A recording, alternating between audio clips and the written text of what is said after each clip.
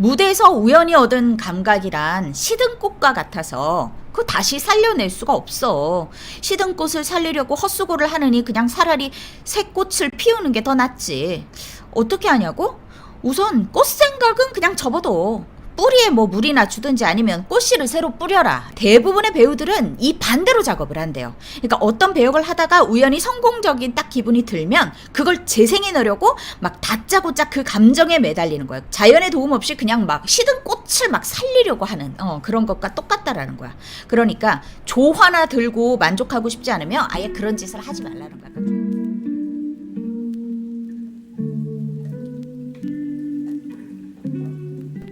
자, 우리가 지난주에 정석기역 1파트부터 5파트까지 다뤄졌고요. 5달러까지 다뤄졌고요. 오늘 6부터 다루도록 하겠습니다. 마리아의 아파트 하면 여러분들이 이제 장면극이 딱 떠올라야 되는데 이제 미치광이의 장면인 거죠. 그게 이제 마리아의 아파트로 세트가 마리아의 아파트잖아요. 그래서 이제 그걸 하는데 그렇게 느껴지지가 않았대요. 왜냐면 세트가 막 다 바뀌어져 있던 거야. 그리고 가구들도 이제 자기들이 쓰던 게 아닌 거야. 그리고 막 다 바뀌었던 거야. 그래서 선생님 이거 왜 다 바뀌었어요? 그러니까 선생님이 이거 다른 팀에서 다른 뭐 학년에서 공연에 쓰려고 가져갔어. 그래서 남는 거 이제 되도록 그냥 다 갖다 놓은 거야. 뭐 어쩔 수 없으니까 오늘은 이걸로 써야 될 것 같아. 근데 뭐 배치를 하고 싶으면 너희들이 알아서 배치해도 좋아 라고 얘기를 하세요. 그러니까 이제 친구들이 막 이렇게 막 배치를 합니다. 막 자기들의 마음대로 막 하는데 이게 뭐 제대로 정립돼 있고 생각이 있게 계획 있게 한 게 아니다 보니까 막 엉망이 돼 버리는 거예요. 그래서 막 난장판이 됐다고 해요. 그러니까 선생님이 잠깐만. 자, 여기 지금 되게 난장판이 됐는데 너희들 어떤 느낌이 드니? 그러니까 어떤 감각적 기억이 떠오르니? 라고 하니까 니콜라스라는 친구가 지진이 나면요 이런 식으로 이렇게 될 것 같아요 라고 얘기를 해요. 그리고 소니아도 왠지요 마룻바닥을 뜯어내는 공사를 할 때가 막 생각나는 것 같아요 이런 식으로 얘기를 하고요.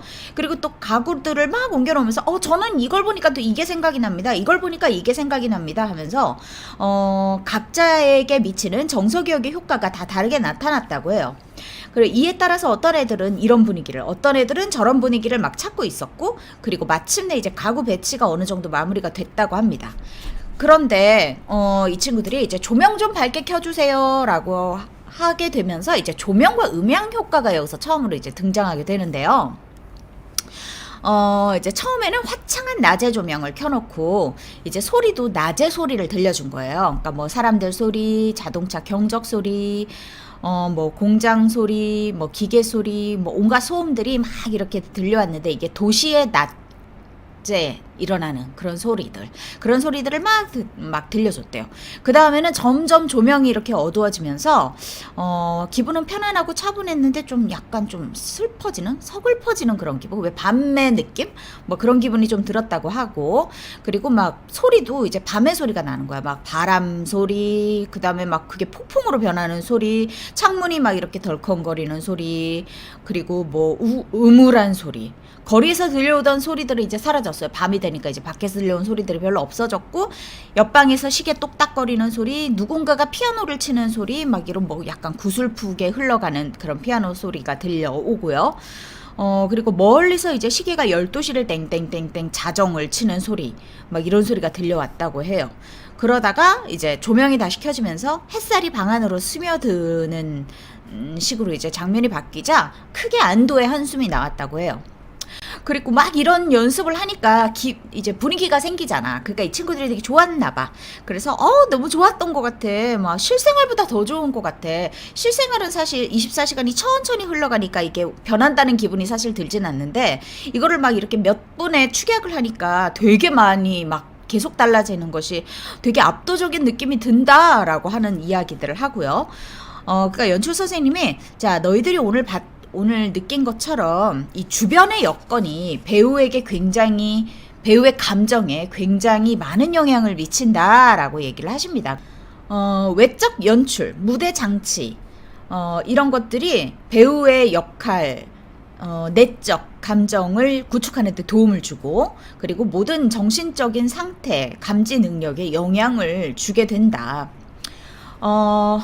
예를 들면은 이제 파우스트라는 작품이 있는데 거기에 악마 메피스토텔레스에게 유혹당하는 마르게리따를 여배우에게 연기하게 하려면 연출가는 아마 그녀가 지금 그 교회에 있다라는 기분이 들도록 뭐 조명이라든지 음향이라든지 이런 무대 장치를 강구해 주어야 그 배우가 쉽게 감정을 잡을 수 있겠지. 뭐 감옥에 갇힌 에그몬트를 연기하는 배우에게는 또 독방에 감금되어 있는 기분을 암시하게 하는 분위기를 주면 또 그게 좀 감정이 창조가 되겠지. 그러니까 연출자가 연출을 어떻게 하느냐에 따라서 배우의 감정에 지대한 영향을 미치게 되겠지라는 얘기고요. 폴이 이제 질문을 하나 해요. 근데 연출자가 기가 막힌 이 외적 막 무대 세트 장치 막 조명도 끝내주고 음향도 끝내주는데 희곡이 요하는 바와 안 맞을 경우에는 어떻게 됩니까? 그러니까 그래 가끔 그런 일이 일어나. 선생님 가끔이라고 했는데 이 책엔 사실 아주 흔하게 일어난다라고 써있네요. 선생님이 이렇게 왜곡을 한다. 그러면서 그렇게 되면 결과는 언제나 좋지 않아. 연출자의 실수는 배우들을 엉뚱한 방향으로 끌고 가게 되고 배우와 배역 사이에도 장벽을 쌓게 하게 된다. 그러니까 또 누군가가 물었대요. 외적 연출이 또 별로인 경우에는 어떻게 됩니까? 그러니까 그건 더 안 좋지. 외적으로도 볼 게 없는 거니까. 그러면 연출자가 이제 바보라는 건데 그런 연출자가 작업하는 배우들은 진짜 너무 힘들겠지. 형편없는 외적 연출은 배우의 주의를 무대 쪽으로 끌어주기는커녕 오히려 쫓아버려서 푼라이트 저편에 관객들 손아귀에 넘겨주는 꼴이 된다. 그래서 희곡의 이런 외적 연출이란 연출자가 쥐고 있는 양날의 칼과 같아서 쓰기에 따라서 도움이 되기도 하고 해악이 되기도 한다라는 얘기를 하시고요. 자, 그래서 모든 세트는 배우의 정서기억을 불러내는데 도움이 되는 걸까라는 질문을 선생님이 하십니다.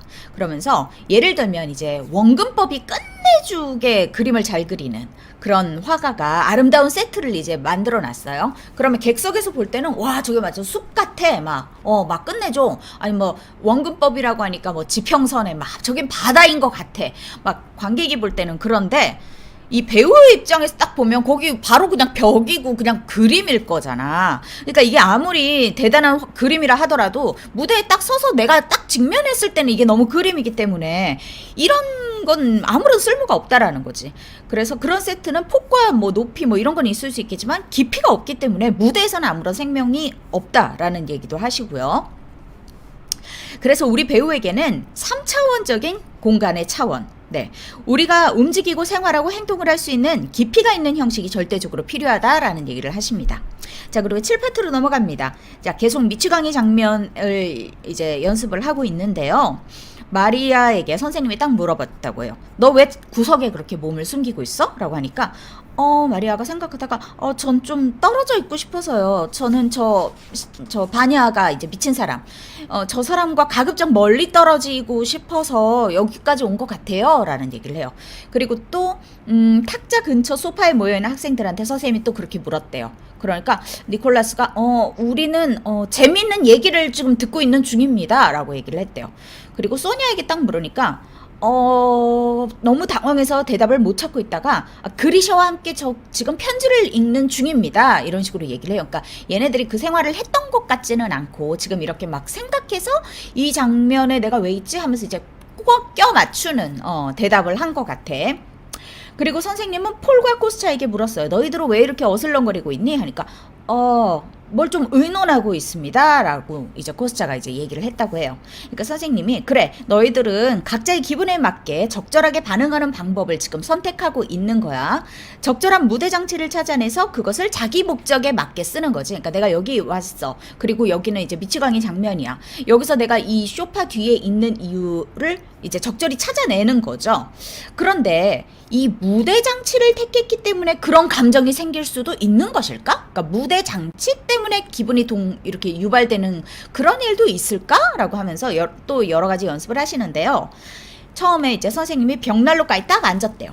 그러니까 아이들이 이제 선생님의 말을 들으려고 막 의자도 땡겨 앉기도 하고 자리를 고쳐 앉기도 하고 그리고 그리샤와 소니아는 자기들끼리 이제 귓속말 주고받으려고 둘이서만 살짝 떨어져 앉아 있다고 해요. 그러니까 선생님이 자 너희들 각자 한 사람씩 왜 하필 그곳에 앉아 있는지 이유를 한번 설명해 봐라 라고 얘기를 하세요. 그러니까 이제 얘들이 뭐 이랬기 때문입니다. 저는 이러려고 했는데 선생님 말을 좀 잘 들으려고 뭐 의자를 땡겼습니다. 뭐 이런 식으로 이제 얘기를 했나 봐. 그러니까 각자 할 일이 무엇이고 기분과 감정이 이러저러 했기 때문에 그것에 맞추어서 무대 장치를 이용한 것이다 라는 얘기였고, 그 말에 선생님은 흡족해 하셨대요.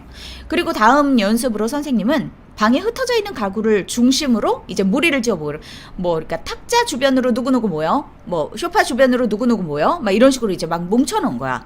그 다음에 어떤 감정이 떠오르는지 한번 말해볼래? 라고 하니까 이 친구들이 뭐 아까 했던 것처럼 전 지금 이러고 있는 것 같습니다. 뭐 이런 일이 있을 수 있을 것 같습니다. 이런 식으로 막 얘기를 했대요. 그 다음에 선생님은 이제 선생님이 세팅을 막 해놓고 거기에 이제 아이들을 불러놓는 거야. 그리고 또 무슨 기분이 드는지 말해볼래? 뭐 이런 식으로 이제 질문을 하세요. 그러면 또 거기에 맞춰서 아이들이 살아내려고 노력하겠죠.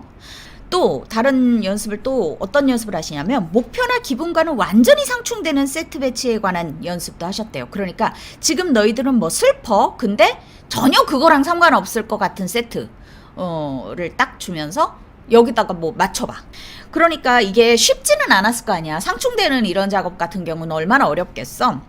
그래서 배우는 자신의 목표와 기분에 일치하는 적절한 미장센을 찾지, 또한 기분과 목표가 세팅을 창조하는 요소라고도 할 수 있어. 덧붙여 말하면 배우의 기분과 목표는 정서기억을 촉발하는 자극제라는 거야 라고 얘기를 하시면서, 그 다음 이제 세트 조명, 음향 효과, 그리고 온갖 액세서리, 모든 물질적인 수단은 이것은 왜 존재를 하는가에 대한 얘기도 하시는데요.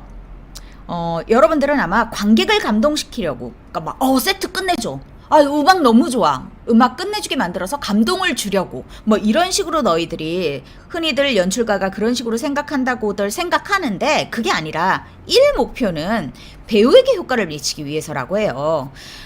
배우들이 무대에서 주의 집중을 더할 수 있도록 그렇게 노력하는 거다 라는 얘기를 하시고요. 조명, 음향, 색채 등으로 우리 연출자가 창조하는 환상을 무시한 채 무대 위보다는 객석에 더 관심을 쏟으려고 하는 배우들이 아직도 많지. 여러분들도 그렇죠.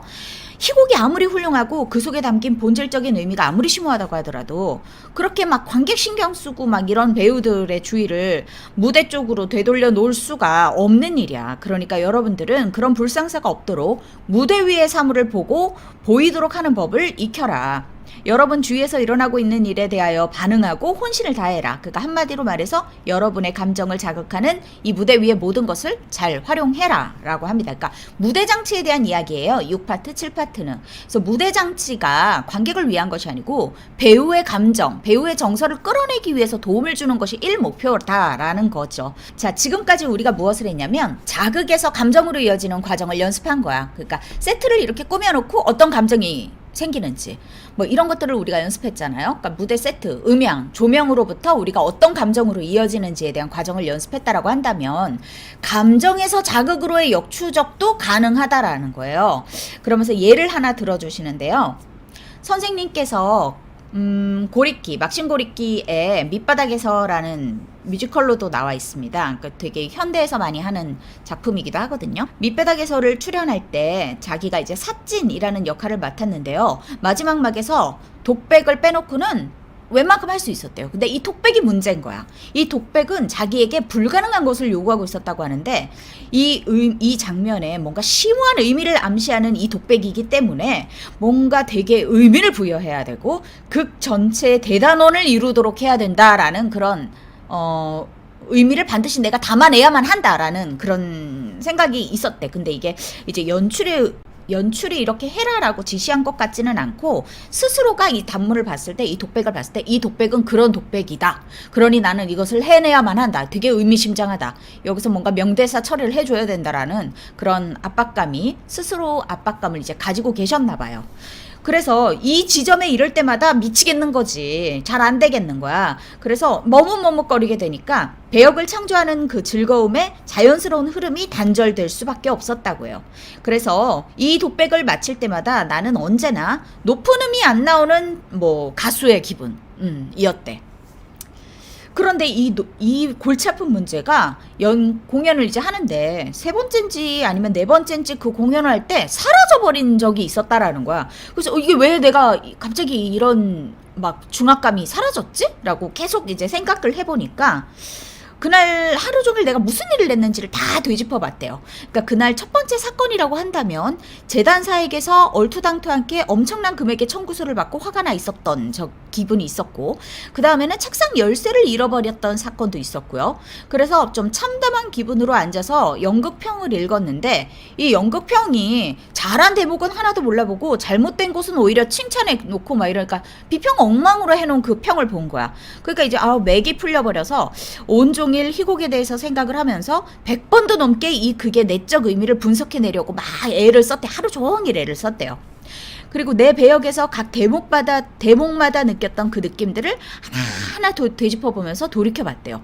이 일을 얼마나 내가 오랫동안 했는지 저녁 공연 때가 되자 그냥 초조한 기분, 그런 기분도 없고 관객도 전혀 의식하지 않게 되고 연기가 잘 나오든 못 나오든도 상관없었대. 그래서 그냥 나는 그냥 논리적으로 방향만 제대로 가면서 그냥 할 일을 했을 뿐이래. 그랬더니 이 독백의 위험 지점이 그렇게 그냥 싹 스르르 넘어가져 버렸다라는 거야. 그래서 이제 그 너무 이제 신기했던 거지, 스스로의 경험이. 그래서 되게 경험이 풍부한 배우임자 저명한 심리학자이기도 한 어떤 분을 찾아가서 제가 오늘 이렇게 쓱 넘어가졌는데 이 왜 그랬는지, 제가 왜 이런 기분이 생겼는지 제가 알고 싶습니다. 어떻게 생각하세요? 이렇게 조언을 구했더니 그분이 뭐라고 하셨냐면, 무대에서 우연히 얻은 감각이란 시든 꽃과 같아서 그거 다시 살려낼 수가 없어. 시든 꽃을 살리려고 헛수고를 하느니 그냥 차라리 새 꽃을 피우는 게 더 낫지. 어떻게 하냐고? 우선 꽃 생각은 그냥 접어둬. 뿌리에 뭐 물이나 주든지 아니면 꽃씨를 새로 뿌려라 라고 되게 은유적으로 멋있게 말씀을 하시고요. 여러분들 이제 똑똑한 친구들이 이제 무슨 말인지 알아들으셨을 겁니다. 그런데 대부분의 배우들은 이 반대로 작업을 한대요. 그러니까 어떤 배역을 하다가 우연히 성공적인 딱 기분이 들면 그걸 재생해내려고 막 다짜고짜 그 감정에 매달리는 거예요. 그러니까 이때 내가 어제 되게 눈물이 막 펑펑 터지고 오열이 나왔어. 그때 나의 기분이 좋았어. 그럼 그 다음날도 오열을 하려고 막 애를 쓰는 거야. 그렇게 되는 것이 자연의 도움 없이 그냥 막 시든 꽃을 막 살리려고 하는 그런 것과 똑같다라는 거야. 그러니까 조화나 들고 만족하고 싶지 않으면 아예 그런 짓을 하지 말라는 거야. 그러니까 조화를 들고 만족하면 얼마나 우스꽝스러워. 조화를 누가 봐도 조화인데. 그러니까 이제 선생님이 물어봤대. 그러면 어떻게 해야 됩니까? 라고 하니까 그 배우께서 그 감정 자체에는 집착하지 마. 어떻게 그 감정이 생겨나게 됐지? 이런 경험을 낳아준 조건이 무엇인지를 규명해내려고 하면 된다라는 얘기를 하십니다. 절대로 결과부터 챙기려고 하지 마. 결과란 전에 행한 것의 논리적인 산물로 시간이 가면 나타나게 돼 있는 거야 라는 얘기를 하십니다. 그래서 선생님은 그 분의 충고를 충실하게 따르려고 노력했대요. 그래서 그 독백 근처에만 가면 독백의 그 뿌리, 근저라고 써 있는데 뿌리, 기초를 말하는 거죠. 그러니까 독백의 그 뿌리, 기초 속으로 들어가서 이 전체 희곡의 근본 이념에 닿아보려고 애를 써봤대요. 그랬더니 내가 그 전에 먹었던 생각 있죠. 이 독백은 뭔가 의미심장해야 돼. 이 독백에서는 뭔가 엄청 심오함을 담아야 돼라고 생각했던 그 나의 의도가 그 맥심 고리키 희곡 작가가 의도했던 것과는 전혀 다르다라는 생각을 깨닫게 됐대요. 그래서 이거 나의 실수였구나 라는 생각을 한 에피소드를 얘기를 해주십니다. 이런 경험은 촉발된 정서로부터 그 본래의 자극으로 거슬러 작업을 해나가는 거죠. 그러니까 우리가 아까 했던 것은 자극에서 감정으로 이어지는 과정을 연습했다라고 한다면, 이것은 마지막 이제 정서가 나왔단 말이에요. 근데 내가 왜 이런 기분이 들었지? 라고 역추적이 가능하다라는 얘기를 하십니다. 배우 지금 여러분들이 실생활을 살아가면서 배우 일지, 뭐 훈련 일지 같은 걸 쓰고 계시죠? 그러면 관찰 일지도 쓰시고 여러 가지 감정 일지도 쓰실 텐데 쓰셔야 됩니다. 없으신 분들은. 그게 없어요? 그럼 여러분들 절대로 좋은 배우가 될 수가 없어요. 그 노트가 10권, 20권 이렇게 늘어날수록 여러분들의 실력이 성장하는 거예요. 그래서 없으신 분들은 반드시 쓰셔야 됩니다. 아까 배우 노트는 적어도 3권, 그 종류별로 3권 정도는 가지고 계셔야 되는데, 감정일지, 그 다음에 이제 관찰일지, 그 다음에 여러분들 다른 기타 훈련일지, 이렇게 저는 3권은 반드시 추천드려요. 그 다음에 여러분들이 학원을 다니면 그 학원에서 배우는 내용은 좀 따로 다루는 게 좋겠죠? 네, 그러면서 8파트로 넘어갑니다. 정서기억의 폭이 넓을수록 배우의 내적 창조를 위한 재료도 풍부해지는 거야. 네, 이건 더 이상 설명할 게 없는 뭐 당연한 거겠지. 근데 이 정서기억이 많으면 재료가 풍부하다라는 것 말고도 몇 가지 특징들이 좀 있어서 너희들이 이것도 좀 알 필요성이 있어 라고 하면서 얘기를 하십니다. 자, 배우의 모든 창조적 경험이 선명하고 완벽해지는 정도는 배우의 기억이 얼마나 강력하고 예리하고 정확한가에 정비례하겠죠. 기억의 강도가 약하면 감정도 약할 것이고 맥도 없고 막연하고 얄팍합니다. 그러니까 여러분들이 연기를 할 때 내가 막연하다라는 얘기를 굉장히 많이 하는데 애매하다, 막연하다 이런 평가를 받을 때는요. 여러분들이 정서기억을 그 분석 과정에서 끌어왔다라고 하더라도 그 기억의 강도가 너무 약한 거예요. 그래서 그게 여러분들을 사로잡지 못하는 거예요. 정서가 여러분들의 상태를 사로잡아야 되는데 그냥 지금 현 상태가 훨씬 더 큰 거야. 그리고 나의 정서기억, 내가 끄집어낸 그 정서 자체가 약할 때도 당연히 막연하게 느껴지겠죠. 그 얘기를 하시고요. 그렇게 막연한 감정은 무대에서 아무 가치가 없대요. 풋라이트를 넘어서 전달되지가 않기 때문에. 그러니까 나는 조금 느낄 수도 있어. 근데 그게 객석에 전달이 되고 청자한테 전달이 돼야 되는데 마이크를 통해서 우리한테 이제 감정이 와야 되는데 안 온다는 거야. 그러니까 너희들은 조금 생각을 했을 수도 있는데 선생님이 들었을 때는 모르겠다라고 평가할 때 이 얘기예요. 예를 들어서 사람들 앞에서 뺨을 팍 맞는 그런 모욕을 당했다라고 해보자. 그러면 그 일을 생각할 때마다 막 얼굴이 화끈거리고 내적 충격이 얼마나 컸던지 이 쓰라린 사건의 세세한 일들, 뭐 주변에 누가 있었고 뭐 이때가 몇 시였고 뭐 이런 세세한 기억들은 생각도 안 나. 그냥 그 뺨 맞은 게 너무 큰 거야. 그런데 아주 보잘것없는 일에도 그 모욕적인 기억이 금방 되살아나고 그 정서가 갑절이나, 그러니까 그때 받았던 데미지가 50이라고 한다면 정서를 기억해낼 때는 100으로 갑절이나 정서가 올 수도 있다라고 말씀이세요. 그리고 막 그 생각을 하면 막 뺨이 벌겋게 달아오른다든가 아니면 얼굴이 창백해진다든가 가슴이 벌렁거린다든가 뭐 이렇게 될 수 있겠죠. 여러분들도 그런 이 얘기가 뭔지는 알겠죠. 만약 너희들에게 이처럼 예리하고 금방 불러낼 수 있는 정서적 재료가 있다면 그것을 무대로 옮겨서 실생활에서 그만큼 충격적 인상을 남긴 경험과 유사한 장면을 연기해내는 건 그렇게 어렵지 않을 거야. 그때의 그 상태랑 이 대본이 딱 매치한다. 아다리가 딱 맞는다라고 한다면 그때 생각을 하면 내가 확 그렇게 얼굴이 붉어지면 근데 너무 좋겠죠. 그래서 그렇게 끄집어내는 것에 특별한 테크닉이 필요하지는 않을 거야. 그냥 자연스럽게 그 정서 기억이 내가 그때를 떠오르면 자연스럽게 떠오르는 거니까 쉽게 그냥 저절로 연기가 될 거야. 그런데 또 예를 들어보자. 어떤 게 있냐면 내 친구 중에서는 대단히 건망증이 심한 한 친구가 있어. 이 사람이 1년 만에 한 친구의 집에서 식사를 하게 됐는데 저녁을 먹으면서 야, 너네 집 아들 요즘도 잘 지내냐? 이렇게 얘기를 했는데 그 말이 떨어지자마자 돌처럼 무거운 침묵이 흐르고 이 여주인이 실신하다시피 하는 거야. 그리고 보니까 지난번에 그들이 만난 이후에 아이가 죽었었는데 이걸 까먹은 거야. 건망증이 너무 심해서. 그래가지고 그 얘기를 자기가 꺼냈으니까 얼마나 무안하고 막 민망하고 죽겠었겠어. 그래서 그 무안했던 기분을 죽어도 나는 잊지 못할 거다라고 말을 한대요. 그런데 이 두 가지 예시의 감각이 조금 다르지. 왜냐면 첫 번째 뺨을 맞은 경우에서는 이 자질구레한 다른 기억들은 완전히 날아가 버렸다고 했는데 이 친구는, 이 건망증 친구는 자신의 감정, 그 다음에 이 사건 그 자체와 사건에 따른 상황, 기억 이런 모든 게 다 정확하게 남아있대. 그러니까 식탁 맞은편에 앉아있던 그 남자의 놀란 표정, 자기 옆자리에 앉아있던 여인의 눈물로 흐려진 눈, 식탁 저편에서 터져나오던 그 울음소리를 내 친구는 너무 확실하게 기억하고 있어. 그러니까 그 정서가 얼마나 강렬하면 또 그것까지 다 기억이 나겠어요. 네, 이렇게 기억의 유형에 여러 가지 양상이 있다라는 얘기입니다. 그러니까 뭐 자질구레한 건 사라지고 강렬한 기억만 남는 경우도 있고 자질구레한 것까지 고스란히 다 기억이 나는 뭐 그런 경우도 있고, 그러니까 양상이 다 달라요. 이상적인 정서기억이란 그럼 뭐냐? 그러면 처음에 발생했던 그런 세밀한 인상들을 아주 정확하게 유지하고 재생시킨 형태인 게 아주 이상적인 기억이지 않을까. 그 건망증 친구처럼. 그렇게 모든 것들이 다 재생된다라고 한다면 이것이 가장 이상적인 정서기억이다라고 너희들은 그렇게 생각할 수도 있겠는데, 그런데 그게 만약에 사실이라고 한다면 우리의 이 인간의 신경 조직이라는 게 대체 어떻게 되는 거야? 온갖 공포들이 막 처음 그때처럼 그 공포스러운 현실로 막 낱낱이 막 거듭이 된다라고 한다면 모든 공포들이. 그럼 우리가 어떻게 살아갈 수 있겠어? 우리는 견뎌낼 수가 없을 거야. 그래서 다행스럽게도 실제 현실은 그렇지가 않지. 우리의 정서기억은 실제의 정확한 복사판이 아니다.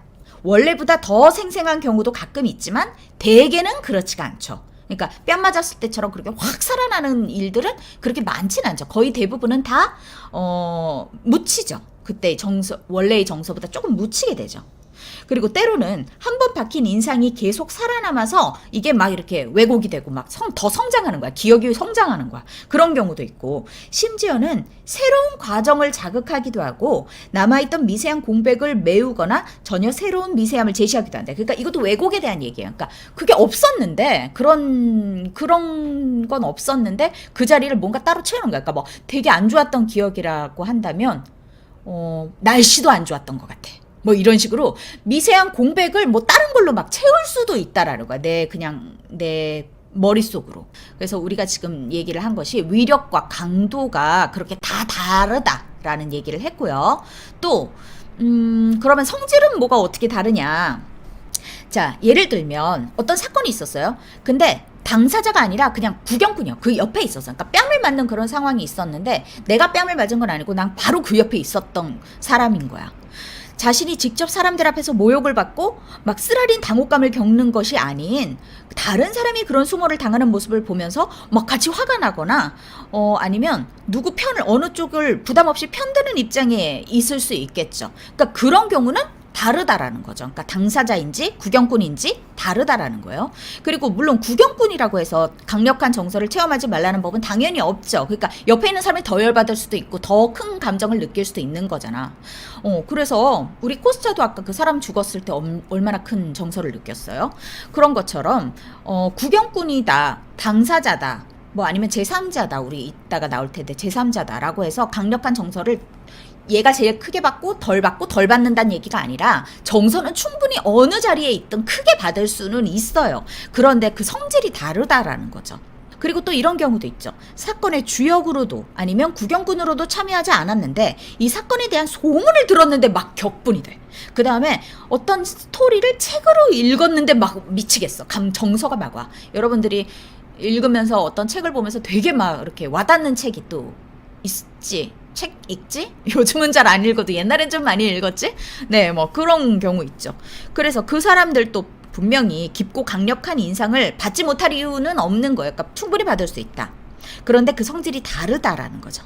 그래서 다시 말하건대 같은 사건이라고 하더라도 독자나 청중의 정서는 구경꾼이나 당사자의 정서와는 질이 다르다라는 거예요.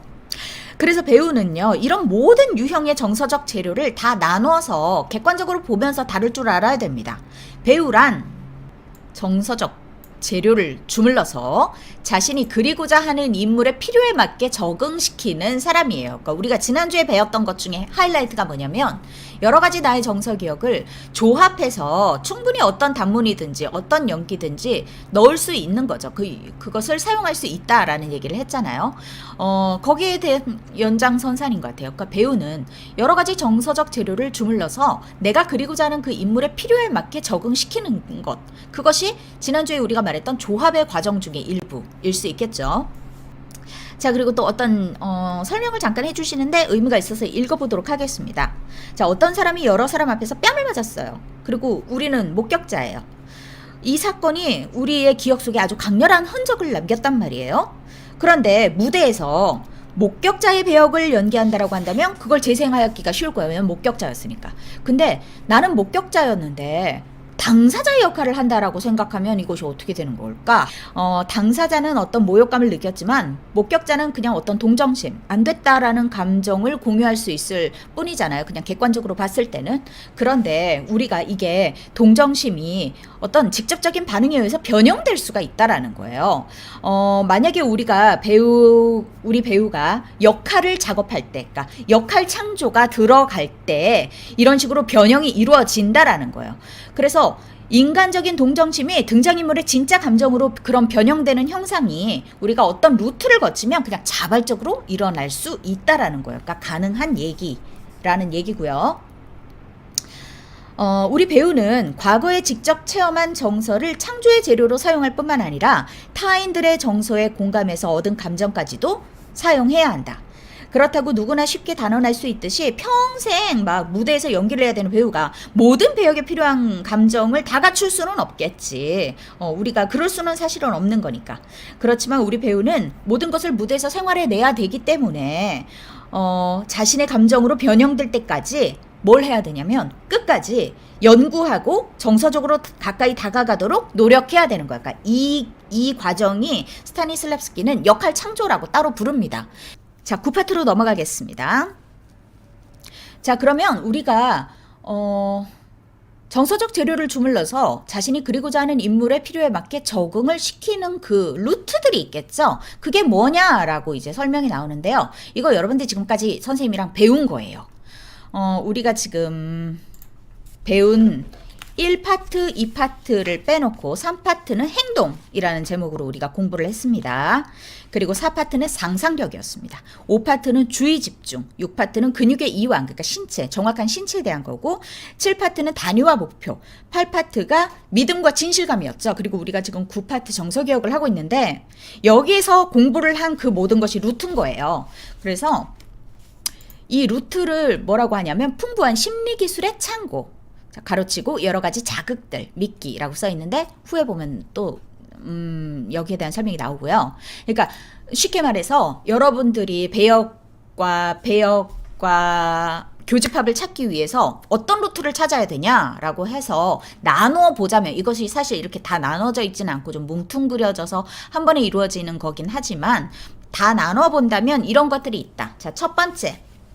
우리 미치광이 장면, 지금 하고 있는 이 미치광이 장면에서는 무엇을 했니? 온갖 상상적인 암시를 통해서 우리가 내적 자극, 그 다음에 외적 자극을 불러일으켜줬지. 그래서 여기서 말하는 것은 상상력인 거예요. 온갖 상상적 암시. 만약에가 여기에 포함되겠죠. 만약에 뭐만 한다면, 만약에 내가 이렇다면, 내가 아까 그 뺨 맞은 것을 본 목격자였는데 내가 만약에 저 사람이라고 한다면 하면 상상이 되어지는 그런 상상적 암시들. 첫 번째. 그러니까 이게 첫 번째니까 되게 많이 쓰인다라는 얘기겠죠. 좀 두 번째, 우리 브란드라는 장면을 했었는데 브란드, 그러니까 목사, 그 다음에 아이가 죽은 엄마, 그 다음에 그 아이 죽은 그 소품들 다 옆집에 갖다 줘라라고 하는 그 목사. 그래서 아이 엄마, 여자 파트와 남자로 다 단위가 나눠져가지고 남녀 두 집단으로 나눠서 반대 토론도 했었고 단위와 목표도 다 쪼개봤었죠. 그렇게 단위와 목표 쪼개고 입장 이런 것들도 나눠보고 하면서 조각조각 내면서 칠면조 잘랐던 기억 나시나요? 칠면조를 잘라 먹던 그런 예시를 들어주면서 공부를 했던 그 단위와 목표를 나눔으로써 우리가 내적 자극 찾아낼 수 있다. 자, 세 번째 뭐가 있냐면 무대와 객석에 있는 대상에 주의를 집중하는 것. 네, 주의 집중에 대한 이야기입니다. 주의를 집중하던 우리의 시범을 너희들이 기억하고 있다면 이제 여러분은 살아있는 대상이 진짜 자극이 될 수 있다는 것도 알 수 있게 될 것이다. 그러니까 무대의 어떤 대상, 무대와 객석에 있는 대상에 주의 집중을 하면 여러 가지 또 감정, 내적 감정, 외적 감정들이 불러일으켜진다라는 거고요. 자, 네 번째, 정서를 자극하는 또 하나의 중요한 원천은 진실한 신체 행동, 그러니까 신체 행동, 신체가 올바르지 않으면 감정이 저절로 따라올 수가 없죠. 코스자가 그때는 안 됐는데 지금은 됩니다 라고 했을 때 선생님이 뭐라고 말했어요? 너가 지금 그때 안 됐던 건 너의 모든 그 연기적인 씨앗이 정서의 씨앗들이 다 황무지에 떨어졌기 때문이다 라고 얘기를 하셨잖아요. 그러니까 그때 올바른 신체라든지 아무것도 안 되어 있었기 때문에 그게 되어지지 않는다. 그런 상태로는 아무런 정서도 오지 않는다라고 얘기를 했어요. 그래서 진실한 신체 행동은 굉장히 중요합니다. 여러분들은 성우지망생이라서 주댕이만 나불거리다 보니까 이걸 되게 많이 놓쳐. 그래서 만약에 여러분들이 마이크 앞에서라도 서서 이렇게 움직이거나 할 때 내 신체가 되게 이상하게 반응한다라고 한다면 그 앞에서만이라도 릴렉스 할 수 있게 그 근육의 이완을 할 수 있도록 최선을 다해서 노력하시는 게 좋고, 그 다음에 우리 근육의 이완하면서 여러 가지 고양이랑 비유를 하면서 훈련 방법들 많이 나왔죠. 내 몸에 긴장을 뺄 수 있는 훈련 방법들. 어차피 여러분들은 긴장 때문에 망하는 경우가 많기 때문에 이 신체에 대한 거는 그것 때문 이라고 하더라도 굉장히 중요한 부분입니다. 그래서 진실한 신체 행동, 그 다음 그 행동에 대한 배우의 믿음과 진실감 파트를 말씀하시죠. 자, 그 다음 5, 6번은 뭐냐면 부수적인 거라서 우리가 다루지 않았던 거예요. 그냥 수많은 내적 원천들인데 가장 강력한 원천은 뭐냐면 희곡의 텍스트인 거죠. 근데 당연한 거죠. 희곡의 텍스트 안에 숨어있는 배우들의 관계를 좌우르는 그런 어떤 사상, 감정의 암시들. 네, 이것이 가장 뭐 강력한 원천이고 드러나는 원천인 거죠. 그 다음 6번째가 무대 장치인 거죠. 무대 장치가 우리를 도와줄 수 있는 거죠. 우리가 성우 연기도 무대 장치가 가끔 쓰일 때가 있어요. 뭐 예를 들어 물 마시는 장면이라고 한다면 이렇게 뭐 KBS 라디오 드라마 같은 경우는 전속들이 대본을 쭉 훑어보고 물 마시는 장면이 있거나 뭘 씹는 장면 뭐 이런 게 있으면 그 테이블에 물이랑 그 씹을 수 있는 음식거리들을 미리 준비를 해줍니다. 세팅이 다 되어요. 그거 저 뒤에서 효과가 하셔도 되는 일이잖아요. 근데 그거보다 우리가 직접 먹으면서 하는 것이 훨씬 더 자연스럽고 우리의 정서에도 도움이 되잖아요. 그래서 그 정도는 우리가 준비를 하고 시작하거든요. 네, 그래서 그런 것들도 우리에게는 무대 장치가 될 수 있겠죠. 자, 그래서 이렇게 지금까지 이렇게 배웠던 것들을 다 종합하고 그리고 우리가 또 앞으로 배울 것들이 반이 남았습니다. 그쵸? 그래서 그런 것들을 보태면 너희들은 감정 부자가 될 거야. 그리고 그것은 풍부한 심리 기술의 창고니까 그걸 쓰는 법을 잘 알아야 돼, 잘 익혀야 돼 라고 얘기를 합니다.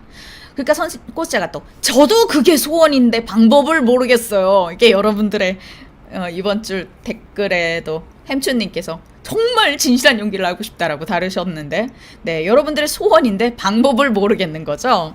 네, 그 선생님은 뭐라고 하시냐면 그래, 어렵기는 하지. 자, 새 사냥꾼이 있다고 쳐봐. 숲속의 새는 스스로 이렇게 푸드드득 하면서 내 쪽으로 오진 않겠지? 뭐 휘파람을 본다든지 아니면 미끼를 써서 그걸 꿰어내야 될 거 아니야. 우리의 예술적 정서도 마찬가지로 예술적 정서가 들짐승처럼 겁이 많대요. 겁이 많대요. 그래서 선생님이 너희들한테 가끔 얘기하지. 너 그게 두렵구나. 너 그게 무섭구나. 그 감정이 끄집어내는 게 너 힘들구나. 라는 얘기를 가끔 할 때가 있는데 네, 들짐승처럼 겁이 많대. 예술적 정서가. 그래서 처음에는 우리 영혼의 아주 깊은 곳에 숨어 지낸대요. 성격에 따라 좀 다르겠지만 아주 뭐 밝고 명랑하고 뭐 이렇게 거칠 거 없는 친구들은 조금 덜 숨어 있을 것이고 아주 뭐 이렇게 뭐 힘들었던 기억이 많은 친구들은 좀 많이 숨어 있겠죠. 그래서 이들이 숨어 있는데 이들이 자진해서 밖으로 나오지 않는 한 우리는 쫓아갈 수도 없고 찾아낼 수도 없어요. 방법은 오직 이놈들을 꿰어내는 효과 좋은 미끼를 사용하는 거예요. 그래서 제가 9파트 1장에 여러 가지 자극들 그다음 미끼라고 써놨죠. 여러분들이 이렇게 정서기억이든 뭐 주의 집중이든 단위와 목표든 여러 가지 방법을 써서 정서를 유발시키려고 노력하는 그 분석의 과정이 효과적인 미끼를 찾는 거예요. 그래서 가끔 제가 이렇게 분석하면 효과가 없어라는 얘기를 할 때가 있죠. 네. 그래서 효과적인 분석이 들어가야 되는데 여러분들이 쓰는 미끼가 참 쓸데없는 미끼를 쓸 때가 많아. 그래서 그거는 이제 하다 보면은 이제 훈련 과정을 거쳐서 무엇이 더 효과가 좋은 것인지를 찾아낼 수 있게 되는 거라 이것은 어느 정도의 훈련 기간이 반드시 필요합니다. 네, 그래서 이 효과 좋은 미끼를 열심히 찾아야 된대요. 그러니까 열심히 찾아야 돼요. 자, 미끼와 감정과의 관계는 자연스럽고 정상적인 것이어서 폭넓게 우리가 쓸 수 있어야 되는데 그러려면 뭘 해야 되냐면 가급적 많이 그 효과를 실험해보고 결과적으로 유발되는 그 정서를 분석해 봐야 돼. 그러니까 한번 실험해보고 그다음 정서가 나서 파일이 나서 그러면은 이걸 분석해 보는 거야. 스스로 계속 점검을 하는 거야. 그래서 그렇게 하면 할수록 여기 뭐라고 써있냐면 그렇게 하면 할수록 이라고 써있다. 하면 할수록 그렇게 하면 할수록 여러분의 감각 기억에 무엇이 담겨 있는지 잘 판단할 수 있게 되고 그걸 개발하는데 좀 더 유리해질 거야. 아울러 정서기억에 있어서 배우가 보유하고 있는 양의 문제도 있는데요. 이 정서기억에 양이 많아야 내가 좀 쉽게 끄집어낼 거 아니야. 그래서 정서기억 창고의 살림을 늘려가는 일을 게을리하면 안 된대요. 물론 그렇게 하기 위해서는 우선은 자신의 인상, 감정, 경험에 주로 의존하게 되고 이게 더 효과적입니다. 그쵸? 뭐 책을 보고 뭐 하고 뭐 영화를 보고 뭐 하는 것보다 직접 경험해 내는 게 훨씬 더 효과적이긴 하죠. 네, 그래서 자기 생활 주변에서 재료를 확보하는 게 좋아요. 뭐 옛날의 추억, 서적, 예술, 과학 등 어떤 부류의 지식이든 상관없고요.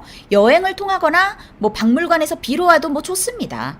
무엇보다도 다른 사람들과의 의사소통을 통해서 재료를 찾는 게 굉장히 좋대요. 그 의사소통을 하다 보면 이번 주에 우리 지님께서도 정서기억 숙제를 하면서 그 얘기를 하셨는데 내가 기억하고 있던 것과 다른 사람이 기억하고 있는 게 다르고 이렇게 되는 경우가 있잖아. 그래서 의사소통을 통해서 우리는 많은 재료를 찾아낼 수 있죠. 우린 사람과 대화를 하니까 저 사람은 또 저런 식으로 하는구나 이러면서 그 사람이 또 우리에게 좋은 재료가 되죠. 네, 그래서 이제 여러분들은 배우에게 필요한 것이 무엇인지 많이 배웠어. 따라서 진정한 예술가는 충만하고 흥미롭고 아름답고 다양하고 정확하고 영감으로 가득 찬 삶을 살아야 하는 이유도 알았으리라 본다. 그러니까 우리가 좋은 배우가 되려면 이 많은 것들을 알아야 되기 때문에 그래서 얘들아 배우는 있잖아. 좋은 사람이 먼저 돼야 돼. 좋은 사람이 좋은 배우가 될 확률이 높아. 이런 것들을 다 객관적으로 보고 하다 보면 당연히 이해력도 높아지고 공감력도 생기고 사람에 대한 마음들이 많이 열리게 되기 때문에 충만한 삶을 살게 될 확률이 높습니다. 그래서 내가 비비 꼬여 있잖아, 성질이. 그럼 뭐 어딘가에는 우리가 다 꼬여 있는데 그게 아니라 막 전반적으로 꼬여 있어. 전반적으로 왜곡돼 있어. 막 히키코모리야. 막 밖에 안 나고 사람 만나고 두렵고 막 이래. 막 이러면 우리가 좋은 예술가가 사실 될 수가 없는 거야. 그래서 그 두려운 부분들, 나의 문제점들이 여러분들이 다 있죠. 선생님도 있고. 그런 부분들이 이제 조금씩 이제 좋은 사람이 될 수 있도록 우리가 훈련이 되어져야 되는 부분인 거죠. 네, 배우는 뭐 대도시뿐만 아니고 시골, 중소도시, 오지마을, 공장, 나아가서는 전 세계 주요 문화 중심지에서 일어나는 일도 다 알수록 좋다. 많은 걸 알면 알수록 좋아. 아는 게 많을수록 좋은 거야. 그치?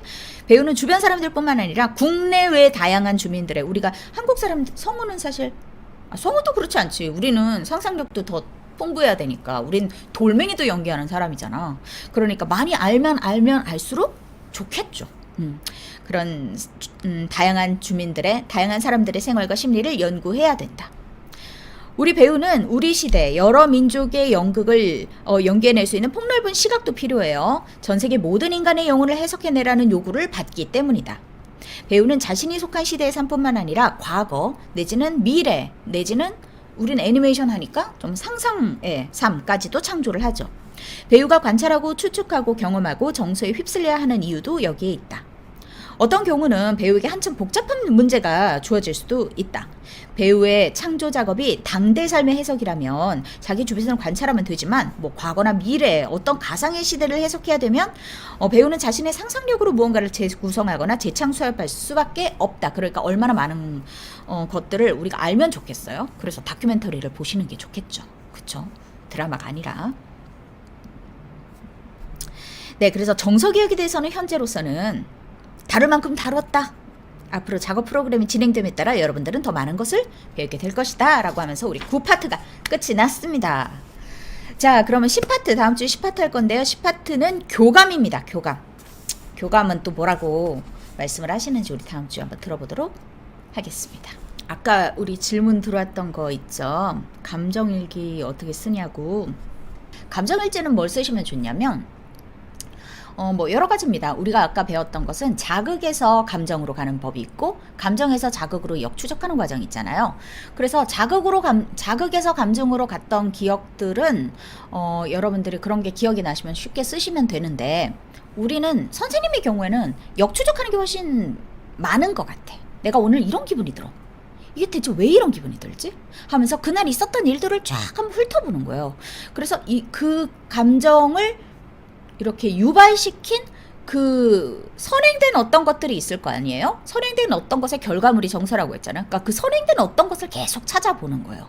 그러다 보면은 여러분들의 가정 환경으로 많이 돌아가는 경우가 있습니다. 그러니까 내가 이렇게 감정을 느끼는 것은 내가 좀 집안에서 이렇게 이런 대접을 받고 이런 취급을 받았을 대접이든 취급이든 받아서 내가 이런 식으로 많이 느끼는 경향이 좀 있는 것 같다라고 하면서 거기에 대해서 고찰이 되기도 하고요. 또 내가 뭐 초등학교 때 이런 일들이 있었기 때문에 내가 이것이 약간 트라우마처럼 나한테 남아서 내가 이런 부분을 좀 못 견디는 것일 수도 있겠다라는 생각이 들기도 하고 더 나아가면 예를 들면 내가 뭐 엄마가 나를 이렇게 뭐 대접을 안 해줘서 내가 이런 쪽으로 유약하고 내가 이런 쪽으로 민망한 감정을 느낀다라는 감정을 내가 깨달았다면 그럼 엄마는 왜 나를 그렇게 했을까? 우리 엄마는 나쁠까? 나쁜 사람인가? 우리 엄마는 대체 왜 그랬지? 라고 생각하면 더 역추적도 해갈 수 있어. 그러니까 예를 들어 엄마의 삶에 대해서도 한번 추적해 볼 수가 있는 거야. 엄마는 대접을 받고 자랐는가? 아, 엄마도 대접을 잘 못 받았다. 그러니까 엄마가 이렇게 나한테 잘 해줄 수 없었던 건 본인도 잘 모르기 때문이구나. 이런 식으로 우리가 더 역추적을 해나가다 보면 사람에 대한 이해도의 폭이 굉장히 많이 넓어져요. 뭐 객관적으로 바라본다, 팩트다, 뭐 이렇게 바라본다기보다는 그냥 자의적인 해석일 수도 있어. 그렇지만 충분히 그것만으로도 의미가 있는 거지. 내가 내 감정만 다루면 되거든. 내 감정에 옳고 그름은 없어. 그치? 내가 기분이 나쁘면 나쁜 거고, 내가 기분이 나쁘구나라고 우리는 관객들이 나를 믿게끔 하게 되는 거지, 저 따위 일로 기분을 나빠하네, 이런 관객은 없어요. 그런 이상한 관객은 없어요. 그럼 관객이 병원 가야 되는 문제야, 그거는. 우리는 다 지극히 각자의 감정이 있는 거고, 내 감정은 내 거고, 네 감정은 네 거죠. 당연히 편차가 크고, 다 각자의 입장입니다. 관찰일지는 어떤 걸 쓰는 게 좋을까요? 사물이나 사람? 가끔은 버스에서 어떤 옷을 먹고 어떤 사람을 신발을 신었고를 보면서 선명하게 기억하려고 보는 경우가 종종 있는데, 이런 것도 관찰일까요? 그거는 우리가 여러 가지 해야 되는 훈련 중에 기억력 훈련도 되게 중요하죠. 우리 감각기억에 대한 시각기억, 청각기억, 우리 지난주에 말했잖아요. 그러니까 그런 기억 훈련인 거죠. 배우에게 안 중요한 훈련은 하나도 없으니까 오감을 다룰 줄 아는 것이 우리의 정서를 도와주는 부수적인 것으로 오감이 필요하다라고 했으니까 그건 시각적인 기억 훈련인 것 같고, 관찰일지는 이제 나눠주셨던 얘기 중에 이제 지하철에서 쭈그리고 앉아있던 그 할머니를 보면서 이제 여러 가지 감정을 느꼈잖아요. 그러면 그 할머니를 보면서 나한테 확 와닿았잖아. 그러니까 뭔가 되게 큰 감정이 와닿았던 거잖아. 그러면 왜 나는 이런 기분이 와닿을까? 부터 시작을 해서 나에 대한, 내가 이 기분이 오는, 그러니까 다른 친구는 그 장면을 스쳐 지나갈 수도 있는데 그 장면이 나에게 의미 있는 이 이유를 자꾸 파헤치는 거예요. 그러니까 선생님 예를 들어줄게. 공은 받아도 되고 안 받아도 돼. 감정을 선생님은 공에 자주 비유를 하는데, 공은 던졌을 때 피해도 되거든요. 근데 받아도 되는 거야. 그래서 이걸 상처에 많이 비유하곤 해요. 상처는 공과 같다고. 그래서 누군가가 상처를 던질 때 내가 받아도 되지만 피해도 돼. 근데 너는 왜 이렇게 못 피하니? 라고 하면서 이 얘기를 자주 쓰는데, 감정도 선생님은 비슷한 것 같아. 그래서 그 할머니가 다른 사람들한테는 영향을 안 줄 수도 있어요. 근데 내가 그 공을 받았단 말이야. 내가 공을 또 받고 싶어 받은 건 아니고 주니까 받았겠지. 그치? 받아야 된다고 생각해서 받았겠지? 그러면 왜 나는 이런 기분이 들까? 왜 저게 할까? 우리 연님이 이번 주에 그 생각하다가 이제 아버지에 대한 기억, 이런 식으로 연결이 되잖아요. 근데 그런 과정들을 해나가는 게 관찰일지 중에 하나가 될 거고, 그다음 그건 본인의 기억, 본인의 정서인 거고, 할머니에 대한 정서를 생각하는 거죠. 저 할머니는 대체 무슨 일이 있어서 저럴까? 어떤 일이 있을까? 하면서 상상에 대한 상상도 해볼 수 있고, 우리 예전에 했던 유모차에 새 장에 새를 싣고 산책시켜주던 할머니를 보면서 여러 가지 상상을 하잖아요. 그런 것처럼 관찰을 하면서 어떤 특이한 장면이 있어요. 그러면 상상해 보는 거죠. 저건 왜일까? 저 할머니는 왜 저런 행동을 하실까? 그래서 막 여러 가지 상상해보고, 그런 모든 것들이 관찰일지가 되겠죠. 이런 생각, 저런 생각, 이런 생각, 저런 생각을 해보면서 좀 더 그럴듯한 생각, 좀 더 임팩트 있는 생각, 좀 더 효과적인 생각, 그러니까 심파적인 것가 아닌, 뻔한 생각이 아닌 나만의 어떤 그럴듯한 멋진 소재거리들을 만들어낼 수 있어야 되는 거죠. 그러니까 갈매기라는 책 여러분들이 보셨으면 알겠지만, 거기에 이제 뜨리고릴이라는 작가가 나오거든요. 그럼 그 뜨리고릴은 작가예요. 그래서 항상 여기다가 노트와 펜을 적어두고 뭘 보면서 관찰을 하면 거기다 막 적습니다. 갈매기가 죽었군. 갈매기가 죽었어. 막 이러면서 쓰거든요. 그러니까 작가들은 그러겠죠. 그러니까 여러분들은 배우니까 여러분들도 그래야 되는 거예요. 그러니까 관찰을 하면서 어떤 정서가 와요. 그리고 나에게 어떤 느낌, 영감이 와요. 그럼 그 바로 적을 수 있게 그 모든 것들을 하셔야 됩니다. 그게 이제 관찰일지가 되겠죠.